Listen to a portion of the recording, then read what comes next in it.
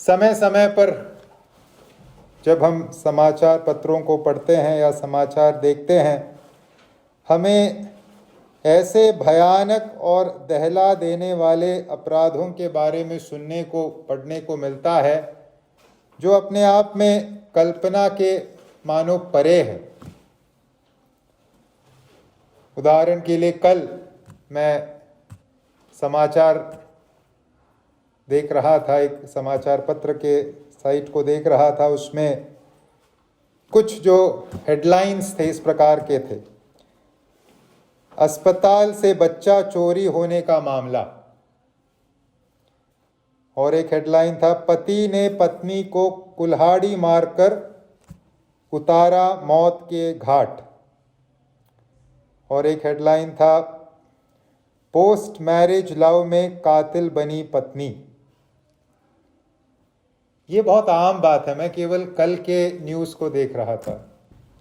तो ये एक दिन का सैंपल है। सैंपल क्या है, मैं केवल 5 मिनट में जो मैंने देखा वो ये 3 हेडलाइन है।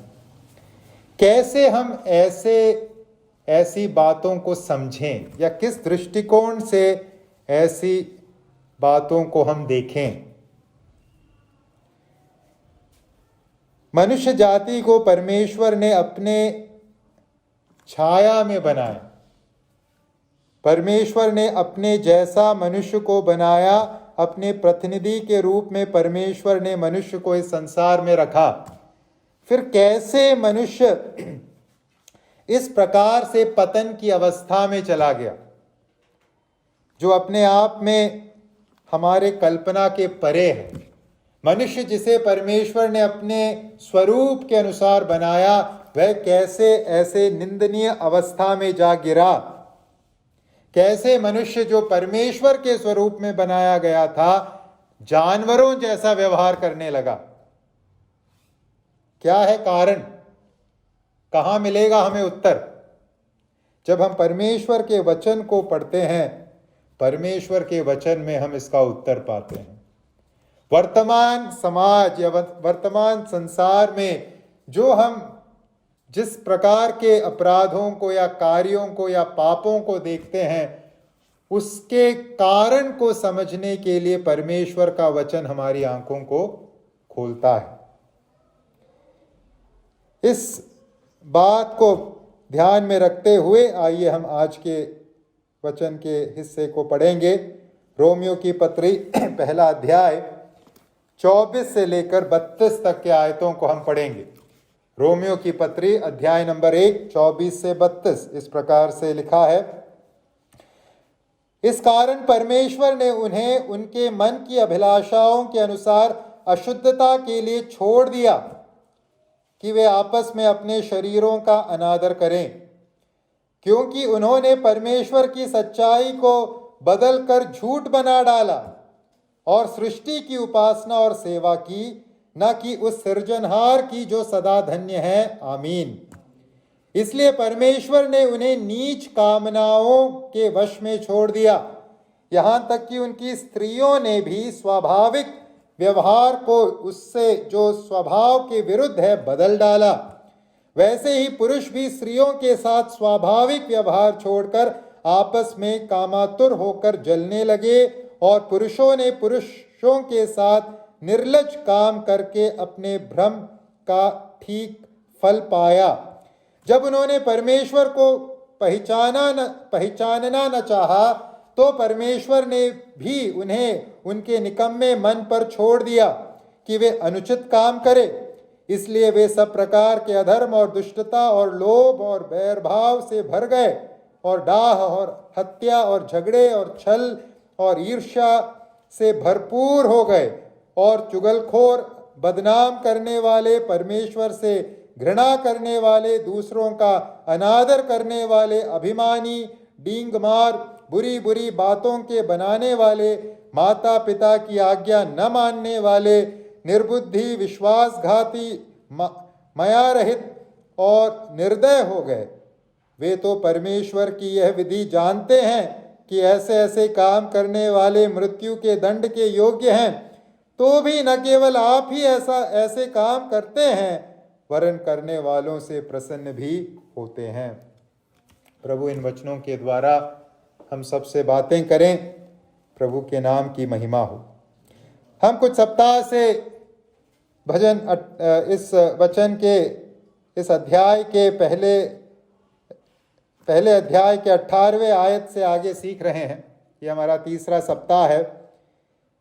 18 से लेकर 32 तक के आयतों को जब हम पढ़ते हैं, हम अलग अलग खंडों में सीख रहे हैं, लेकिन विषय एक ही है। विषय है परमेश्वर का क्रोध। वचन 18 में या पद 18 में हमने सीखा इस सच्चाई के बारे में, वास्तविकता के बारे में कि परमेश्वर का क्रोध स्वर्ग से प्रकट हुआ है। उसके बाद 23 तक के आयतों में पिछले बार हमने सीखा क्यों परमेश्वर का क्रोध प्रकट हुआ है, क्या है कारण। और अब 24 से लेकर 32 तक के आयतों में पौलुस कहते हैं कैसे परमेश्वर का क्रोध प्रकट हुआ है, किस प्रकार से परमेश्वर का क्रोध प्रकट हुआ है। तो परमेश्वर के क्रोध के विषय में ही पौलुस इन आयतों में 18 से लेकर 32 तक के आयतों में लिख रहे हैं। उसके अलग अलग पहलू को हमारे सम्मुख रखते हैं। पहले कि परमेश्वर का क्रोध प्रकट हुआ है, दूसरा क्यों हुआ है, और अब जो भाग आज हमने पढ़ा 24 से लेकर 32 तक के आयतों में कैसे, किस प्रकार से परमेश्वर का क्रोध प्रकट हुआ है, हम पढ़ते हैं। जैसे हमने सीखा, परमेश्वर का क्रोध जो है एक भविष्य की बात नहीं है, वो वर्तमान समय की एक वास्तविकता है। परमेश्वर का क्रोध प्रकट हो चुका है, प्रकट हो रहा है, होता जा रहा है और अंत में एक निर्णायक रीति में होगा। तो यहां इन आयतों में प्रेरित पौलुस हमारा ध्यान इस बात की तरफ ले जा रहे हैं कि किस प्रकार से वर्तमान में परमेश्वर का क्रोध स्वर्ग से प्रकट हुआ है। वर्तमान में परमेश्वर का क्रोध किस प्रकार से या किस रीति से प्रकट हुआ है।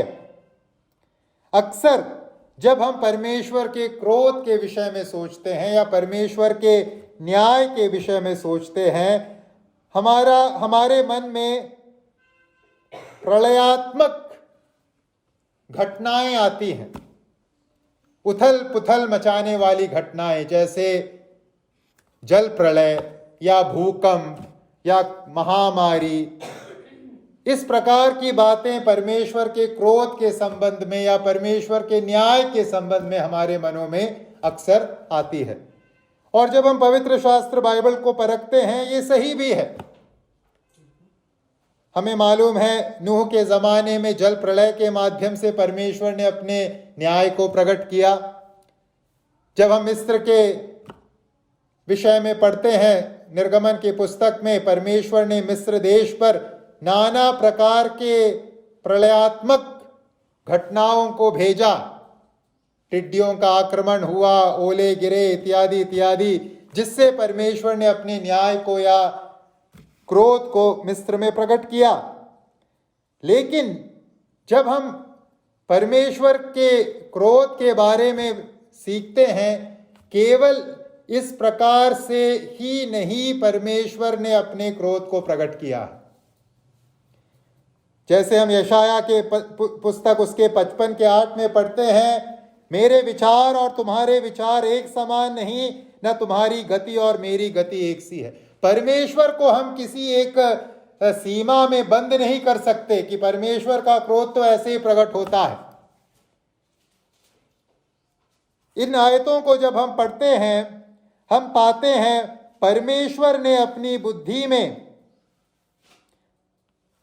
एक अलग प्रकार से अपने क्रोध को प्रकट किया है। और क्या है वह अलग प्रकार जिसके माध्यम से परमेश्वर ने अपने क्रोध को या अपने धर्म में न्याय को मानव जाति के सम्मुख प्रकट किया है?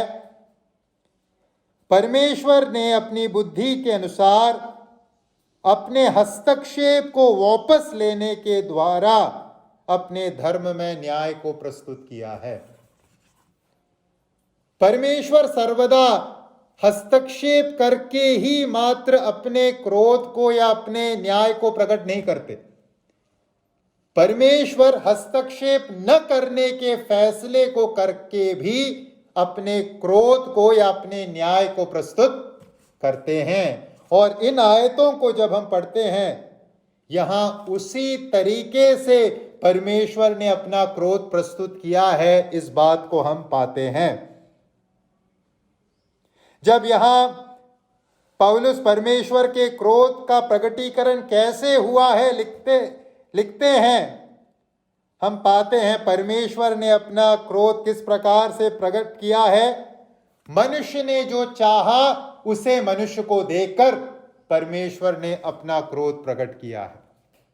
मनुष्य ने जो चाहा उसे परमेश्वर ने वही दे दिया, और इस प्रकार से परमेश्वर ने अपने क्रोध को, परमेश्वर ने अपने न्याय को मानव जाति के सम्मुख प्रकट किया है। स्वर्ग से परमेश्वर का क्रोध सब अभक्ति और अधर्म पर प्रकट हुआ है। किस प्रकार से? परमेश्वर ने कहा मनुष्य जो चाहता है वह उनके पास होगा।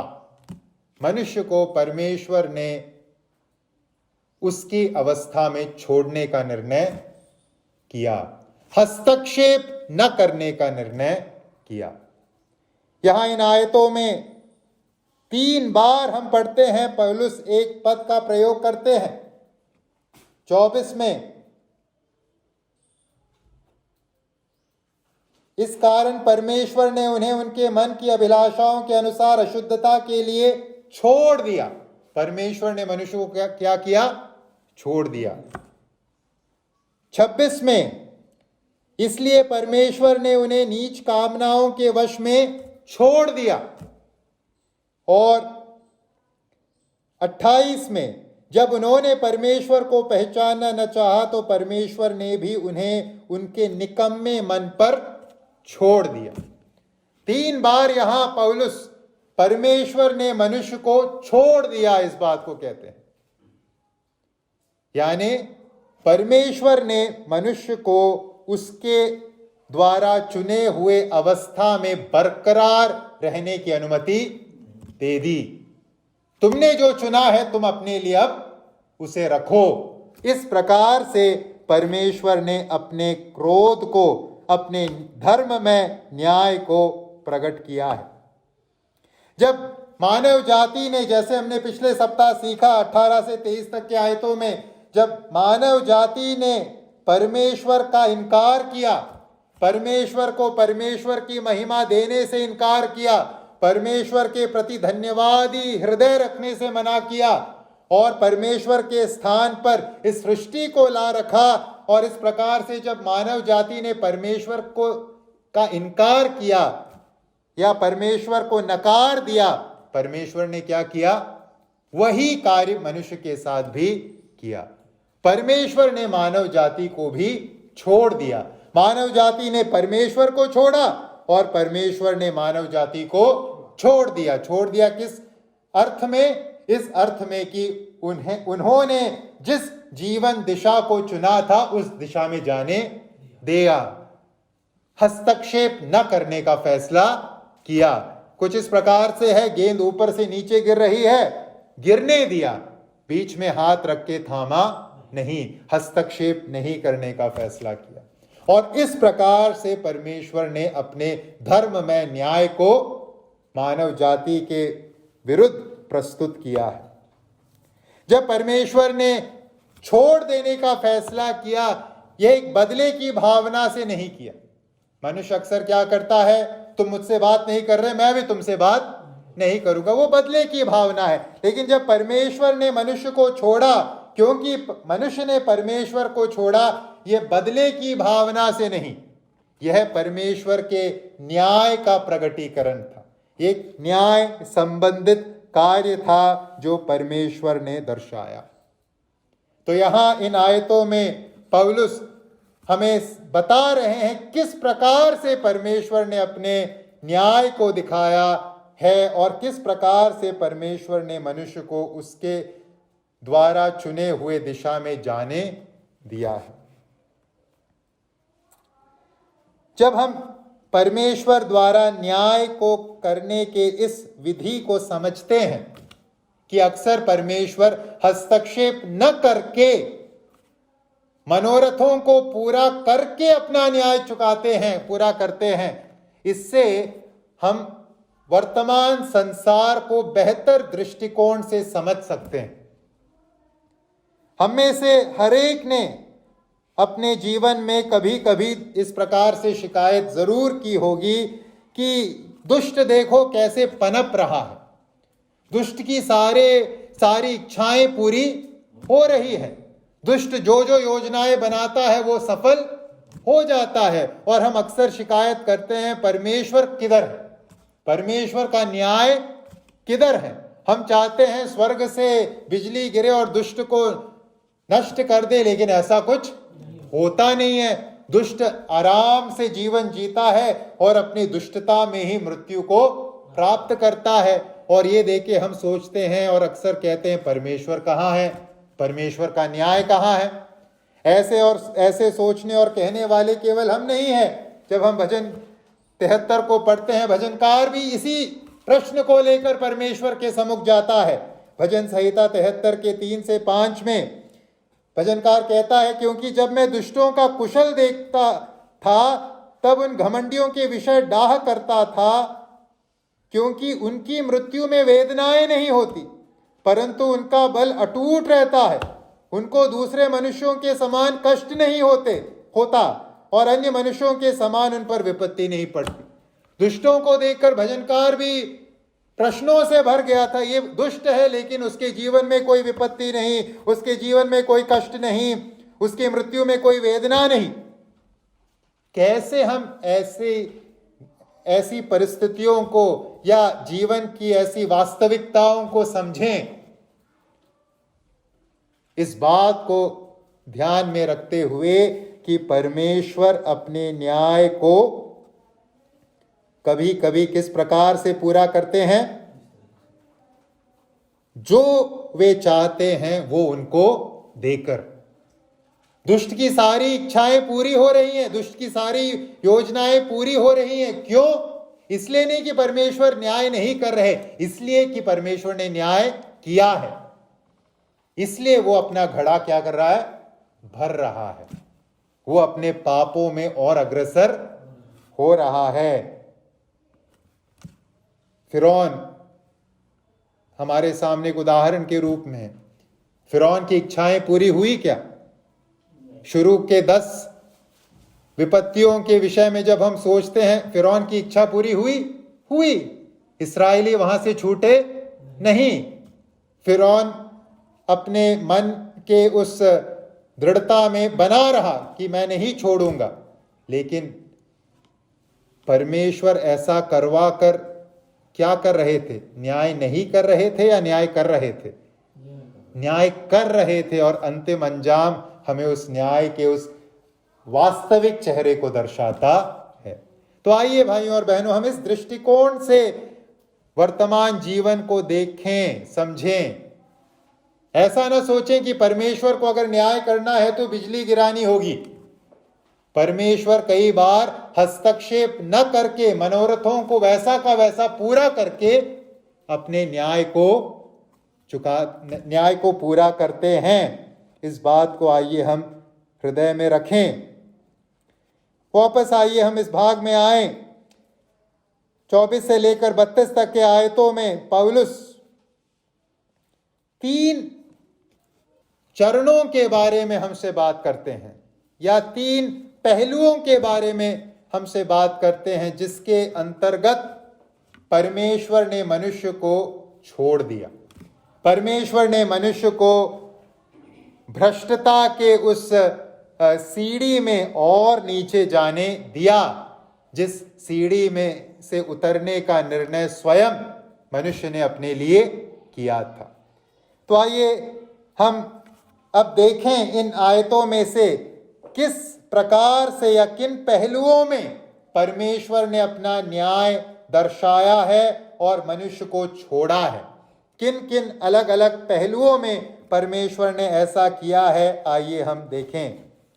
सबसे पहला पहलू हम देखते हैं 24वें पद में। परमेश्वर ने अपना न्याय प्रकट किया है और मनुष्य को छोड़ दिया है। किस पहलू में? 24 में लिखा है, इस कारण परमेश्वर ने उन्हें उनके मन की अभिलाषाओं के अनुसार अशुद्धता के लिए छोड़ दिया। किसके लिए छोड़ दिया या किस पहलू में छोड़ दिया? अशुद्धता के लिए, मन की अभिलाषाओं के अनुसार अशुद्धता के लिए परमेश्वर ने मानव जाति को क्या कर दिया? छोड़ दिया। मानव जाति ने परमेश्वर को छोड़ा, परमेश्वर ने मानव जाति को छोड़ दिया कि तुम किस दिशा में जाओ, अशुद्धता में जो तुमने चुना है तुम जाओ। यहां जो शब्द है अशुद्धता, उसका इस्तेमाल नैतिक अर्थ में किया गया है। यहां जो अशुद्धता है वो नैतिक अशुद्धता है, या सामान्य भाषा में बात करें तो यह अनैतिकता के विषय में बात करता है। यहां पौलुस अनैतिकता के विषय में बात कर रहे हैं। जब हम नए नियम में इस शब्द के इस्तेमाल को परखते हैं, अशुद्धता शब्द का इस्तेमाल अक्सर पवित्रता या धार्मिकता के विपरीत अवस्था को दर्शाने के लिए किया गया है। क्या है अशुद्धता? धार्मिकता अथवा पवित्रता की विपरीत अवस्था। उदाहरण के लिए 1 थिस्सलुनीकियों 4:7 में प्रेरित पौलुस कहते हैं, 1 थिस्सलुनीकियों 4:7, क्योंकि परमेश्वर ने हमें अशुद्ध होने के लिए नहीं परंतु पवित्र होने के लिए बुलाया है। तो अशुद्धता क्या है? पवित्रता की विपरीत अवस्था। 1 थिस्सलुनीकियों 4:7। इसी प्रकार से रोमियो 6:19, इसी पत्री के 6वें अध्याय के 19वें आयत में हम पढ़ते हैं, मैं तुम्हारी शारीरिक दुर्बलता के कारण मनुष्यों की रीति पर कहता हूं, जैसे तुमने अपने अंगों को कुकर्म के लिए अशुद्धता और कुकर्म के दास करके सौंपा था, वैसे ही अब अपने अंगों को पवित्रता के लिए धार्मिकता के दास करके सौंप दो। तो यहां पौलुस हमारे पुराने प्रभु को जानने से पहले और अब की अवस्था की तुलना करते हैं और कहते हैं, पहले हम इस शरीर का इस्तेमाल किसके लिए करते थे? अशुद्धता के लिए, कुकर्म के लिए करते थे, लेकिन अब हम पवित्रता और धार्मिकता के लिए इस शरीर का इस्तेमाल करें। तो क्या है अशुद्धता? अशुद्धता सामान्य रीति में कहें तो धार्मिकता या पवित्रता की विपरीत अवस्था। अगर धार्मिकता और पवित्रता उत्तर दिशा है तो अशुद्धता कौन सी दिशा हुई? दक्षिण दिशा, यानी विपरीत अवस्था। लेकिन जब हम इस संदर्भ को ध्यान से परखते हैं जहां पौलुस इस अशुद्धता शब्द का इस्तेमाल कर रहे हैं, पौलुस यहां केवल सामान्य तौर पर अनैतिकता की बात नहीं कर रहे। यहां एक विशेष प्रकार की अनैतिकता के बारे में यहां पौलुस बात कर रहे हैं। क्या है वह विशेष प्रकार की अनैतिकता जिसका जिक्र यहां पौलुस परमेश्वर के न्याय के पहले पहलू के रूप में कर रहे हैं? यह अशुद्धता है लैंगिक अशुद्धता। लैंगिक अशुद्धता। यहां देखिए पौलुस क्या कहते हैं आगे 24 के अंत में, अभिलाषाओं के अनुसार अशुद्धता के लिए छोड़ दिया कि वे आपस में अपने शरीरों का अनादर करें। इस अशुद्धता का लेना देना शरीरों के अनादर के साथ है।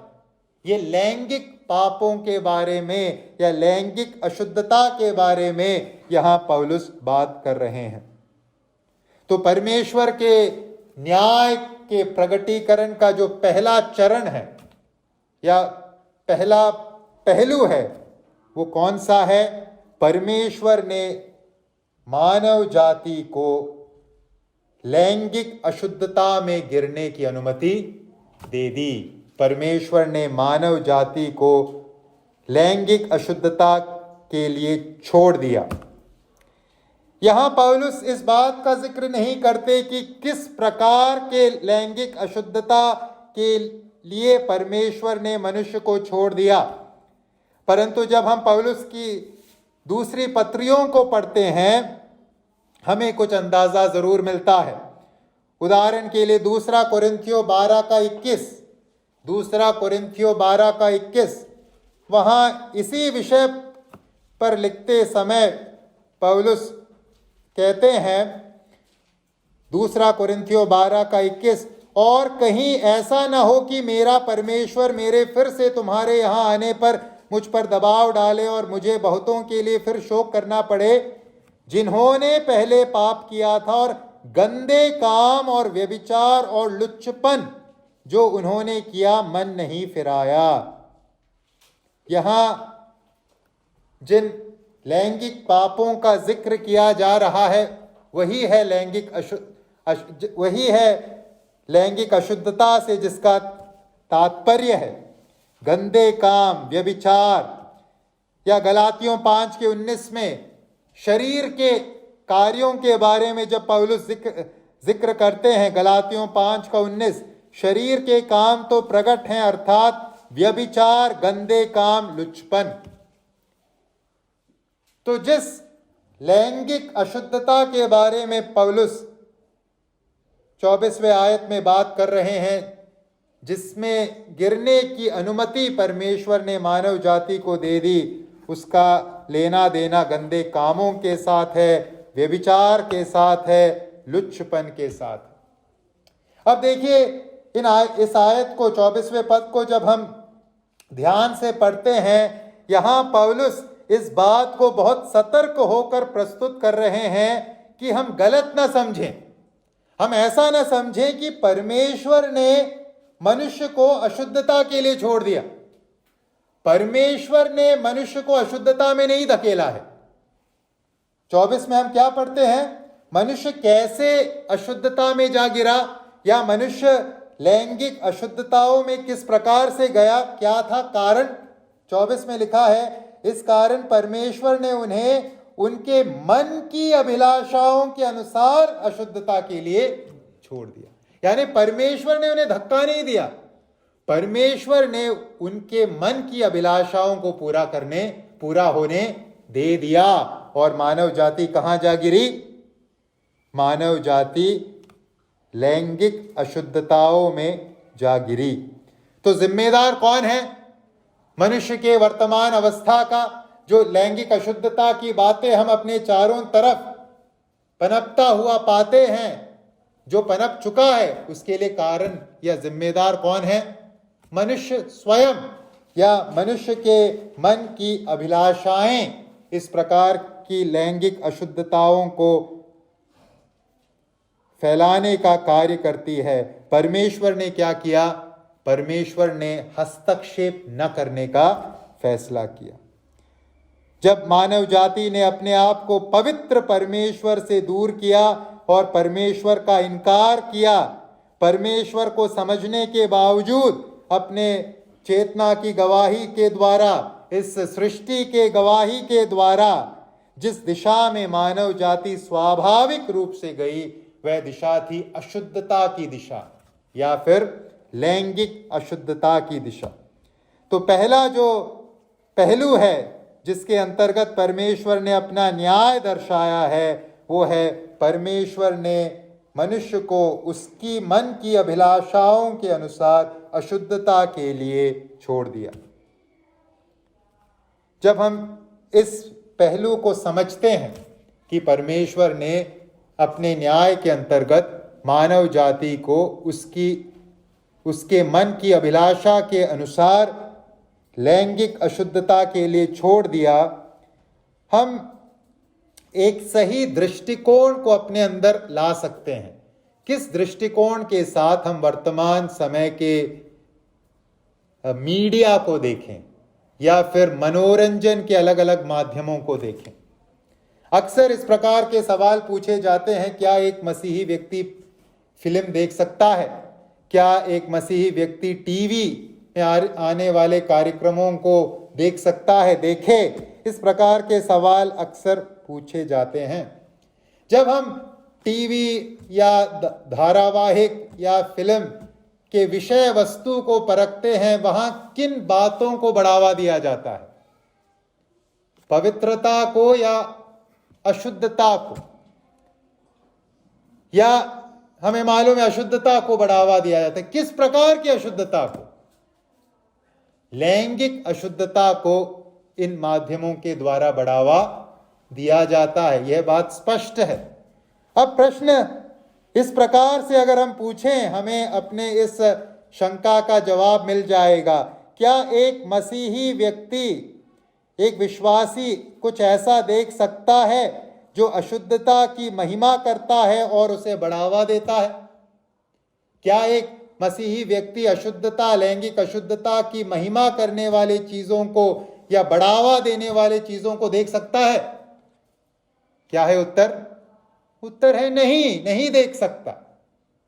तो किस प्रकार का नाता एक मसीही व्यक्ति फिल्मों के साथ रखे या इस संसार के मनोरंजन के लिए बनाए गए माध्यमों के साथ रखें? एक 36 का आंकड़ा रखें, क्योंकि इन माध्यमों के द्वारा जो अशुद्धता है या लैंगिक अशुद्धता है उसे एक सामान्य अवस्था के रूप में प्रस्तुत किया जा रहा है। लैंगिक अशुद्धता सामान्य नहीं है, वो परमेश्वर का न्याय है।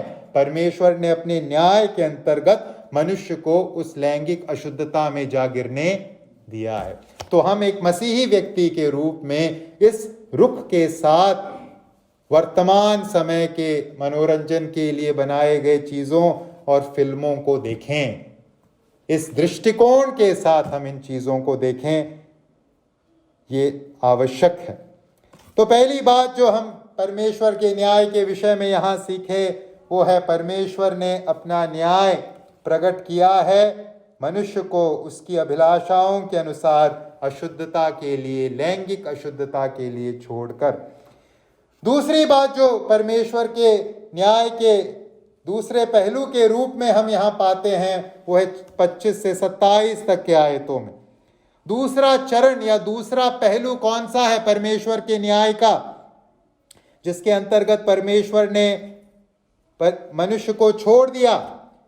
26वें आयत में विशेषकर हम पढ़ते हैं, दूसरा पहलू है परमेश्वर ने मनुष्य को अपने न्याय के अंतर्गत मनुष्य के नीच कामनाओं के वश में छोड़ दिया।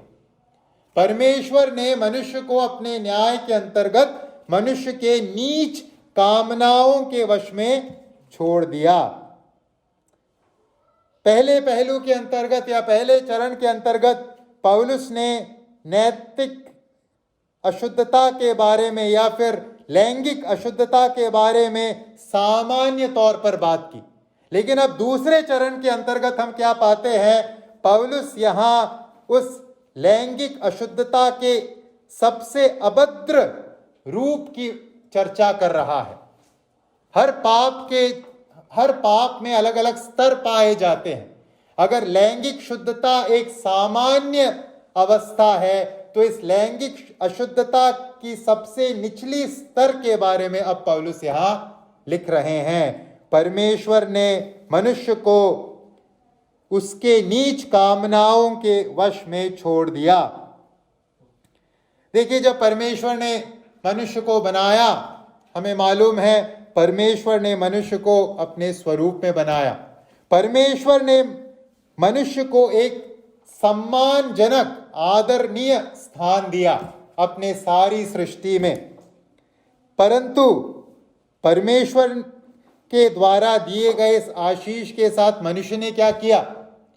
मनुष्य ने न केवल उस सम्माननीय, आदरणीय स्थान को त्याग दिया, और परमेश्वर जिसने उसे यह आदरणीय स्थान दिया था उसे भी त्याग दिया। और इस त्यागने के कारण, परमेश्वर को छोड़ने के कारण, वो अंत में कहाँ जा गिरा? आदरणीय, सम्मानजनक स्थान को छोड़कर वह एक लज्जाजनक अवस्था में, शर्मनाक अवस्था में जा गिरा। 24वें आयत में हमने मन की अभिलाषाओं के बारे में पढ़ा। मन की अभिलाषाएं जब आगे बढ़ी, परमेश्वर ने जब मन की अभिलाषाओं को रोकने का काम नहीं किया, हस्तक्षेप न करने का फैसला किया, यह मन की अभिलाषाएं आगे बढ़कर क्या बन गई?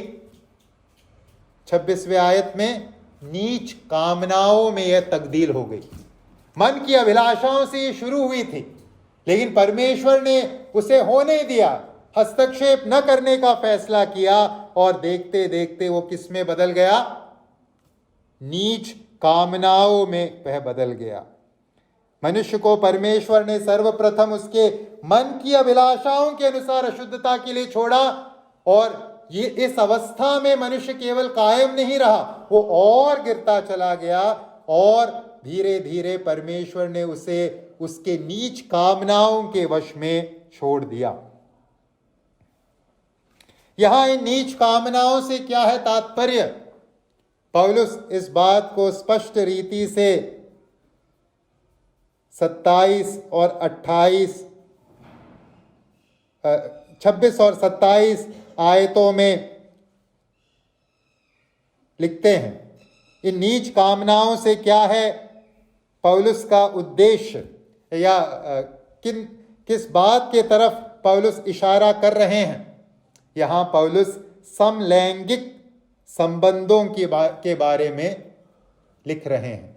26 और 27 आयतों को जब हम पढ़ेंगे, स्त्री का स्त्री के साथ संबंध, पुरुष का पुरुष के साथ संबंध, समलैंगिक संबंधों के लिए परमेश्वर ने मनुष्य को छोड़ दिया। हमें इस विषय में ज्यादा बात करने की जरूरत नहीं है। जब हम अपने भारत के समाज के बारे में परखते हैं, जो समाज एक रूढ़िवादी समाज के रूप में माना जाता है, ऐसे एक रूढ़िवादी समाज ने भी समलैंगिक संबंध को क्या किया? मान्यता दे दी।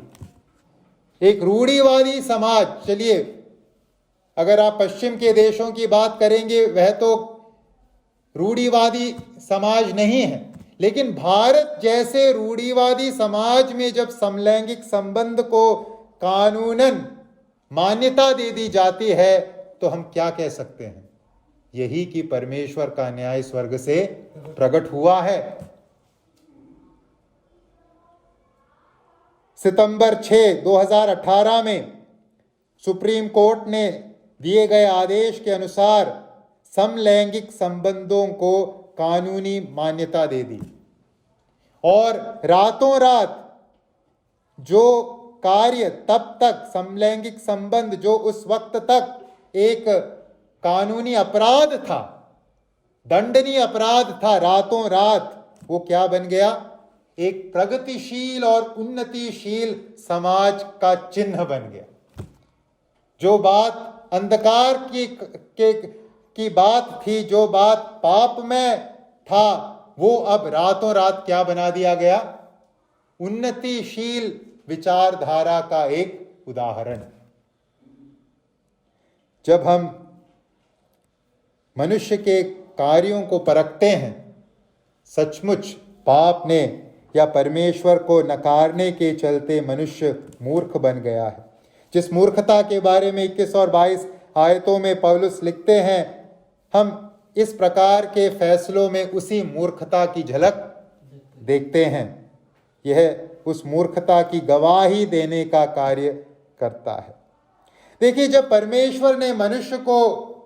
मनुष्य ने परमेश्वर को त्यागा, इस बात को यहां हम समझते हैं, मनुष्य केवल परमेश्वर को त्यागने तक सीमित नहीं रहा, मनुष्य ने परमेश्वर द्वारा रखे मापदंडों को भी त्यागा। यहां पौलुस क्या लिखते हैं? परमेश्वर को केवल मनुष्य ने नहीं त्यागा, परमेश्वर द्वारा रखे गए उस स्वाभाविक व्यवहार प्रणाली को भी मनुष्य ने त्याग दिया। और इस प्रकार से समलैंगिक संबंधों को हम इस समाज में प्रवेश करता हुआ पाते हैं। यहां हम पाते हैं स्वाभाविक व्यवहार के विरुद्ध वह चले गए। परमेश्वर ने जो स्वाभाविक प्रणालियां रखी थी, जब मनुष्य ने परमेश्वर को छोड़ा, उन स्वाभाविक प्रणालियों को भी, परमेश्वर द्वारा रखे गए स्वाभाविक प्रणालियों को भी मनुष्य ने छोड़ दिया। परमेश्वर को त्यागना, परमेश्वर का इनकार करना बहुत ही एक खतरनाक बात। क्यों? क्योंकि परमेश्वर को त्यागना केवल परमेश्वर को त्यागने तक सीमित नहीं रहता, उसके कई अलग अलग प्रभाव होते हैं। और ये जो एक प्रभाव हम यहाँ 26 और 27 अध्याय आयतों में देखते हैं। जैसे हम जब पत्थर पानी में मारते हैं, कई तरंगों को वो जन्म देता है, उसी प्रकार से परमेश्वर को जब मनुष्य ने त्यागा, यह त्यागना केवल परमेश्वर का इनकार करने तक सीमित नहीं रहा, उसके कई सारे साइड इफेक्ट्स या प्रभाव आ गए। परमेश्वर द्वारा रखे उस स्वाभाविक व्यवहार प्रणाली को भी मनुष्य ने त्यागा और उसे उन्नतिशील करार दिया। देखिए, यहाँ एक बहुत रुचिमय बात हम देखते हैं, या इस परमेश्वर के न्याय के द्वारा मनुष्य को मिले इस अवस्था के भयानक चेहरे को हम यहाँ देख सकते हैं इन आयतों में। 26 और 27 आयत में हमारे पास जो अनुवाद है, वहाँ स्त्री और पुरुष शब्द का इस्तेमाल किया गया है। वास्तव में यहाँ मूल अनुवाद में स्त्री और पुरुष शब्द का इस्तेमाल नहीं किया गया, नर और नारी शब्द का इस्तेमाल किया गया है। क्या है फर्क? स्त्री और पुरुष ने स्वाभाविक व्यवहार छोड़ दिया, या नर और नारी ने स्वाभाविक व्यवहार छोड़ दिया? क्या कोई फर्क है? स्त्री और पुरुष शब्द एक व्यक्तित्व का भी सूचक है, लेकिन जब नर और नारी शब्द का इस्तेमाल किया जाता है, वहां व्यक्तित्व नहीं है, वैश्विक रूप से हो गया, वो केवल भौतिक बन गया। फिर मेल एंड फीमेल मतलब केवल भौतिक बन गया। यानी एक प्रकार से यहां पौलुस क्या लिख रहे हैं? मनुष्य जानवर की अवस्था में जा गिरा। जानवर और मनुष्य के बीच क्या है अंतर? व्यक्तित्व। लेकिन मनुष्य इस प्रकार से व्यवहार करने लगा मानो उसमें ना कोई व्यक्तित्व है, मानो उसमें ना कोई आत्मिक पहलू है, वो केवल शरीर के लालसाओं में कार्यों को करने लगा और एक जानवर जैसा व्यवहार करने लगा। जब परमेश्वर को मनुष्य ने त्यागा, देखिए क्या अंजाम मनुष्य को मिला। वह जानवर के तरीके से व्यवहार करने लगा। भाई और बहनों, आइए हम भटके ना, आइए हम रास्ते से, सही मार्ग से भटक न जाएं। हम जिस समाज में रहते हैं, वहाँ अगर हम किसी के सम्मुख कहें कि समलैंगिक संबंध रखना गलत है, आपको जेल भी जाना पड़ सकता है। मैं जहाँ काम करता था, वहाँ अगर किसी को उसके समलैंगिक संबंध के कारण कोई आपत्तिजनक बात किसी ने कह दी तो उसकी नौकरी तुरंत गई। आप उसे पाप नहीं बुला सकते। हम ऐसे एक समाज में रहते हैं। हम धोखा न खाएं। समाज के इन मान्यताओं को देखकर हम ऐसा न समझें ये सब प्रगतिशील विचारधारा का भाग है, ऐसा कतई न समझें। ये परमेश्वर के न्याय का असर है। परमेश्वर को मनुष्य ने छोड़ा, मनुष्य ने परमेश्वर को छोड़ा, और वो छोड़ने के चलते मनुष्य जिस प्रकार से गिरता गया, वो इस हद तक जा पहुंचा कि वो जानवर के समान हो गया। मैं एक वीडियो देख रहा था कुछ दिनों पहले। वहाँ एक रिपोर्टर अलग अलग धर्मों के गुरु जो अगुए हैं उनके पास जाता है और समलैंगिक संबंध के बारे में प्रश्न पूछता है। और क्या है उसका आधार? वो पूछता है समलैंगिक संबंध सही है या गलत है। जब हर एक धर्म के अगुए के पास वो गया, उन्होंने जब कहा गलत है, अधिकांशों ने कहा गलत है, तो वो कहता है जानवर में भी तो ये पाया जाता है। तो मनुष्य की तुलना किसके साथ कर रहा है? जानवर के साथ। जानवरों में ये पाया जाता है तो मनुष्यों में क्यों न पाया जाए? जानवरों के लिए जो सही है हमारे लिए क्यों नहीं सही है? ये था उसका तर्क। मनुष्य सचमुच कहां जा गिरा? जानवर की अवस्था में जा गिरा। वो जानवरों से अब सीख ले रहा है, जानवरों के नाम से वो अपने कार्यों को बढ़ावा दे रहा है। ये है मानव जाति की गिरावट, जब मानव जाति ने परमेश्वर को छोड़ दिया। आइए हम समझें ये सब बातें कितनी घिनौनी हैं, और आइए हम ऐसे बातों से किसी प्रकार के वास्ते को न रखें, और जहां भी हमें ऐसी बातें सुनने को मिले हम उसका विरोध जरूर करें। हम उसके बारे में परमेश्वर के वचन की जो सिद्धांत है जरूर प्रकट करें। तीसरी और अंतिम बात, या परमेश्वर के न्याय का तीसरा और अंतिम पहलू जो इन आयतों में पौलुस लिखते हैं। पहले उन्होंने कहा परमेश्वर ने अपने न्याय के अंतर्गत मनुष्य को उसके मन की अभिलाषाओं के अनुसार अशुद्धता के लिए छोड़ दिया। दूसरी बात पौलुस ने कही, परमेश्वर ने मनुष्य के नीच कामनाओं के वश में छोड़ दिया। तीसरी बात हम 28 से 32 तक के आयतों में पढ़ते हैं, परमेश्वर ने अपना न्याय प्रकट किया है, क्रोध प्रकट किया है। परमेश्वर ने मनुष्य को छोड़ दिया, किस प्रकार से, किस पहलू में? 28 में हम पढ़ते हैं, परमेश्वर ने मनुष्य को उनके निकम्मे मन पर छोड़ दिया। परमेश्वर ने मनुष्य को उनके निकम्मे मन पर छोड़ दिया।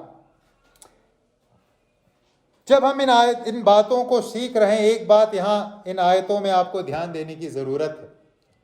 जब पौलुस इस बात को बार बार अलग अलग पहलुओं में प्रस्तुत कर रहे हैं कि परमेश्वर ने मनुष्य को छोड़ दिया, बार बार इस कथन के साथ या इर्द गिर्द मनुष्य ने क्या किया है इसका उल्लेख भी पौलुस लगातार दोहरा रहे हैं।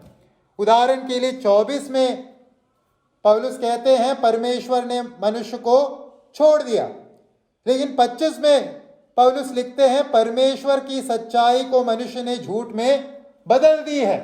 मनुष्य ने क्या किया है वो स्मरण दिलाते हैं। फिर 26 में फिर से पौलुस कहते हैं परमेश्वर ने मनुष्य को नीच कामनाओं के वश में छोड़ दिया, लेकिन वो कहने से पहले 25 आयत में जैसे हमने अभी देखा मनुष्य ने क्या किया उसके बारे में पौलुस स्पष्ट लिख रहे हैं। और वैसे ही आगे 28 में जब परमेश्वर ने मनुष्य को छोड़ दिया, निकम्मे मन पर छोड़ दिया, पौलुस लिखते हैं मनुष्य ने क्या किया, वो भी वहां कहते हैं कि मनुष्य ने परमेश्वर को पहचानना न चाहा। तो जहां कहीं पौलुस परमेश्वर के न्याय के अलग अलग पहलू का जिक्र कर रहे हैं, मनुष्य ने क्या किया, मनुष्य ने किस प्रकार का अपराध किया है उसको भी हाईलाइट कर रहे हैं। क्यों? क्योंकि पौलुस नहीं चाहते कि हम इस बात को भूल जाएं कि मनुष्य ही मनुष्य के वर्तमान अवस्था के लिए जिम्मेदार है। मनुष्य ही मनुष्य के इस वर्तमान अवस्था के लिए जिम्मेदार है। इसलिए जहां कहीं भी पौलुस परमेश्वर ने मनुष्य को छोड़ दिया लिखते हैं, उसके आगे या पीछे इस बात को भी हाईलाइट करते हैं कि मनुष्य ने क्या किया, मनुष्य ने परमेश्वर को किस प्रकार से छोड़ा। तो यहां जब हम इस तीसरे पहलू में आते हैं, हम पाते हैं धीरे धीरे धीरे जो अवस्था है मनुष्य की बिगड़ती जा रही है। पहले मन की अभिलाषाओं के अनुसार अशुद्धता के लिए छोड़ा, फिर नीच कामनाओं के वश में छोड़ दिया, अब निकम्मे मन पर छोड़ दिया, निकम्मे मन पर छोड़ दिया। जैसे जैसे जो दंड है या जो न्याय है वह और तीव्र होता जा रहा है, मनुष्य ने जो कार्य किया वह भी तीव्र होता जा रहा है। अगर 25वें आयत में परमेश्वर को मनुष्य ने त्यागा है, इनकार किया है आराधना के संदर्भ में, और अगर 26वें आयत में परमेश्वर को मनुष्य ने इनकार किया है परमेश्वर के स्वाभाविक व्यवहार प्रणाली को त्याग कर अब 28वें आयत में जब हम आते हैं, हम पाते हैं परमेश्वर को मनुष्य ने त्यागा है। किस प्रकार से? परमेश्वर को पहचानना न चाहकर, या परमेश्वर के ज्ञान का इनकार करके। जब मनुष्य ने परमेश्वर के ज्ञान का इनकार किया, जब मनुष्य ने परमेश्वर को पहचानना न चाहा, तो मनुष्य को क्या मिला? परमेश्वर ने मनुष्य को उस अंधकार की अवस्था में रहने दिया, और मनुष्य को क्या मिला? फलस्वरूप एक निकम्मा मन। जिस मन में परमेश्वर का ज्ञान नहीं, जब परमेश्वर के ज्ञान को मनुष्य ने अपने मन से हटा दिया, बर्खास्त कर दिया, इनकार कर दिया, मनुष्य के मन में फिर क्या बचा? कुछ बचा अच्छा नहीं। उसका मन क्या हो गया? निकम्मा हो गया। उसके मन में अब कोई काम की बात रही नहीं। अब वह निकम्मे मन वाला बन गया। और निकम्मे मन से क्या पैदा होता है? निकम्मे मन से गड़बड़ी भरी व्यवहार की शुरुआत होती है। और इस प्रकार से निकम्मे मन के चलते जब मनुष्य ने सही क्या है, गलत क्या है, इन बातों को मद्देनजर रखते हुए फैसला करने की उस क्षमता को खो दिया, वो गलत दिशा में आगे बढ़ने लगा। और हम क्या देखते हैं? एक अनुचित चाल चलन से उसका जीवन भर गया। और यहाँ 29 से लेकर 32 तक के आयतों में पौलुस एक सूची दे रहे हैं, अनुचित चाल चलन की सूची, जिसे मनुष्य ने अपने लिए अपना लिया। यहां पौलुस लगभग 24 पापों की चर्चा कर रहे हैं। 24 प्रकार के अनुचित चाल चलन की चर्चा कर रहे हैं, जो हमें इस समाज में अपने चारों तरफ वर्तमान में दिखता है। जब हम 29 से लेकर 32 तक के आयतों को पढ़ते हैं, अलग अलग इस अनुचित चाल चलन को मैं आपके सामने नहीं रखना चाहूँगा, इसका अर्थ अपने आप में स्पष्ट हो जाता है। लेकिन एक बात जो हम यहाँ देख सकते हैं वो है किस प्रकार से अनुचित चाल चलन ने मानव जीवन के हर एक पहलू को प्रभावित किया है। जब हम इस सूची को पढ़ते हैं, हम यहाँ क्या पाते हैं? मानव जीवन के हर एक पहलू में मनुष्य अपने निकम्मे मन के चलते क्या कर बैठा है? अनुचित चाल चलन को कर बैठा है। उदाहरण के लिए, परमेश्वर के संबंध में मनुष्य का चाल चलन कैसा है? अनुचित। 30वें आयत में लिखा है, परमेश्वर से घृणा करने वाला है मनुष्य। परमेश्वर से क्या करने वाला है? घृणा करने वाला। या फिर परिवार के संबंध में मनुष्य का चाल चलन कैसा है? 30वें आयत में फिर से हम पाते हैं अनुचित। परिवार के संबंध में मनुष्य क्या कर रहा है? माता पिता की आज्ञा न मानने वाले, वहां भी अनुचित चाल चलन। या फिर संबंधों के संदर्भ में मनुष्य का चाल चलन कैसा है? फिर से 31वें पद में, निर्बुद्धि, विश्वासघाती, माया रहित और निर्दय, यानी अनुचित। संबंधों के संदर्भ में अनुचित। समाज के संदर्भ में मनुष्य का चाल चलन कैसा है? 29वें आयत में, अधर्म, दुष्टता, बैर भाव, डाह, हत्या, झगड़े, छल, ईर्ष्या, चुगलखोर। समाज के संदर्भ में भी कैसा चाल चलन है? अनुचित। पैसे के संदर्भ में मनुष्य का चाल चलन कैसा है? 29वें आयत में,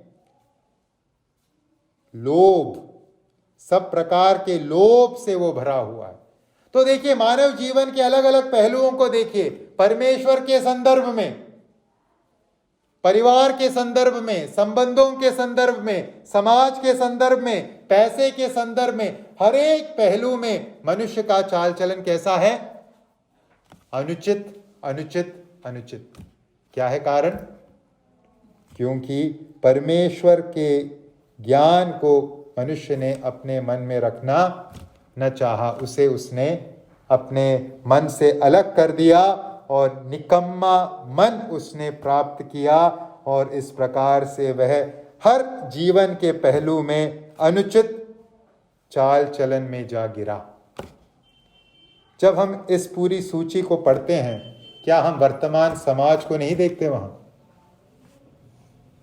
जब हम अधर्म, बैरभाव, लोभ, झगड़े, हत्या, छल, ईर्ष्या, चुगलखोर, बदनाम करने वाले, दूसरों का अनादर करने वाले, अभिमानी, डींगमार, बुरी बुरी बातों के बनाने वाले, निर्बुद्धि, विश्वासघाती, निर्दय, इन सब बातों को पढ़ते हैं, ये कहाँ देखने को मिलती है हमें? कहीं दूर देश जाना है या केवल अपने चारों तरफ देखना है? हम अपने चारों तरफ इस अवस्था को देखते हैं।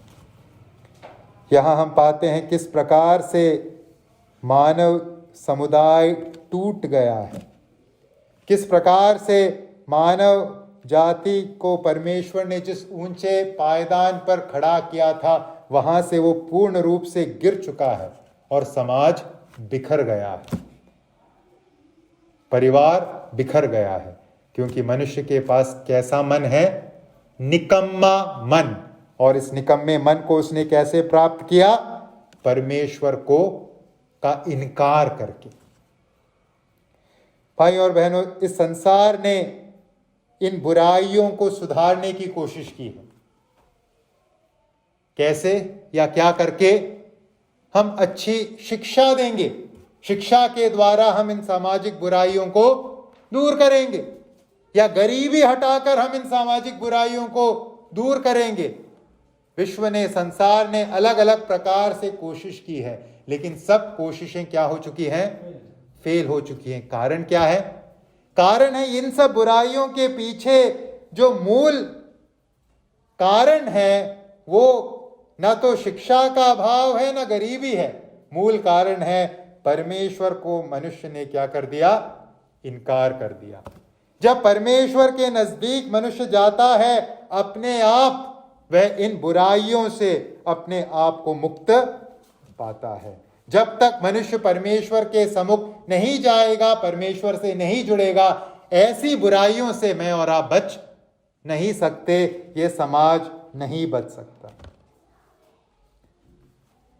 तो आज हम क्या सीख रहे हैं? परमेश्वर का न्याय स्वर्ग से प्रकट हुआ है। किस प्रकार से हुआ है? मनुष्य ने जो चाहा, परमेश्वर ने मनुष्य को वही दिया। परमेश्वर से बगावत करके मनुष्य ने एक परमेश्वर रहित जीवन को चाहा। परमेश्वर जो सब प्रकार के अच्छाई का स्रोत है, उस भलाई और अच्छाई के स्रोत को त्याग कर परमेश्वर मुक्त जीवन मनुष्य ने चाहा। परमेश्वर ने अपने न्याय के अंतर्गत वही जीवन मनुष्य को दे दिया। लेकिन जब आप सारे भलाई और अच्छाई के स्रोत परमेश्वर से जब दूर जाओगे, किधर जाओगे?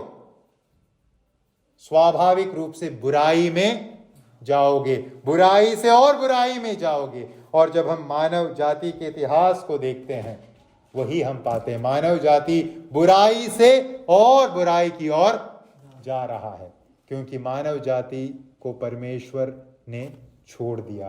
तुम्हें जो चाहिए तुम वो ले लो। भाई और बहनों, आइए हम धन्यवाद दे परमेश्वर का, क्योंकि हम भी इसी अवस्था में थे।